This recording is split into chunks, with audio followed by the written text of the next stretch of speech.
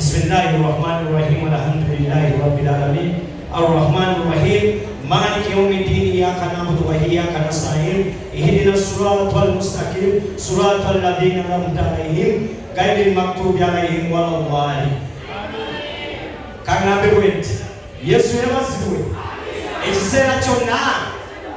Amina nyondi musanyufu nnyo. This is the day. Saba Allah subhanahu wa ta'ala atutwale bulungi, Katonda atutambuze bulungi, atulibisiza olunaku luno ngameka. Webale nnyo webale ddala. Sean Stars yagambye agala kulawo olukungaana luno official so Sean. Ate wano maaso Sean Sokojo bakulirewo officially. Kano mukabikodinge mukatambuze TikTok. Aja. Officially.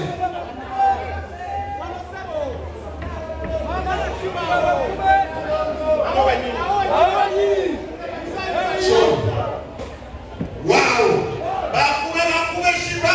Shiba bakube. Shiba bakubasomora. Shiba bakube. Shiba yusa. Shiba bakube. Shiba bakube. Shiba tokawamu. Abadele bakwamu. Shiba bakube. Shiba ismano beko ismano beko industry. Onalima benyosa.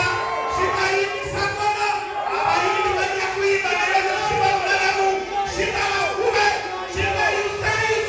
Nenge abantu wabayayana. Bakala kuwana kushiba. Pekulisiri kane mwesibika Shiba mwena wakala. Shiba kuwa. Kopila kutukuliso Shiba. Yusa Shiba. Bakube. Primekno wekubiyeko. Era gena pa yusa. Weba ina Sean Stars. Okay. First of all, I want to appreciate all of us for coming through. Banana holiday mikwano ja Shiba wa Shiba. Holidays, family, affiliate, yona. Munibanji, and everyone that's streaming on from mobile. Abalabina kusanyuka TV. Mwena mwebale nnyo mwebale ddala. Omukyala ono Queen Shiba fenna tulinamu stories enjawulo engeri gye interacting naye career ye ng'atandika mpaka wanwali naye omukyala alemeddeko, omukyala abaddewo, omukyala asigadde ku nsonga regardless of omukyala because music industry is very dominated. Naye Shiba okugamba nze nja kusigala mpaka last nayinga ku bigere bye n'agamba whatever comes I'm gonna stay. I think that's Sigazi. Then I'm playing a major role as the biggest female artist in this country. So I take a chakula inspiration in female artists. Nabanji, Abogela, Namatogela. So we're going to Shiba. Tagata, you can apply to get a good is sponsor of Fabeja Olo. The answer concert is sponsored by Airtel Money. It is sponsored by Club Beer. It is sponsored by Westlake Water. It is sponsored by 91.3 Capital FM. It is sponsored by Sanyuka Afro Mobile NBS TV. Abu Babinho. West Records. We are West Records. JJ Sounds. The Show. I look at the two live music. So Kata, you can decide where you go. Maestro. Batuulire enteekateeka zigenda kuba zitya eza Queen.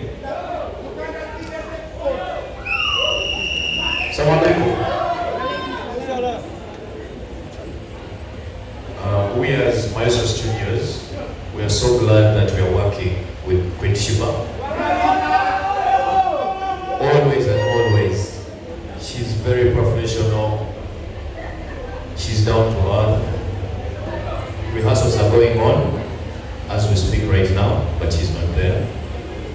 And we wish you the best. Let's fill up Gogo. Thank you so much, Maestro. Maestro. Next is Westlake. Amazago ugasanga mundu kagagule kubanga kuli kechifananyi cha Queen. Wero wakinde Queen yenyini ya. So Westlake is also part of the Nyanziza concert. Let's get a brief from the sponsor. Good afternoon, everyone.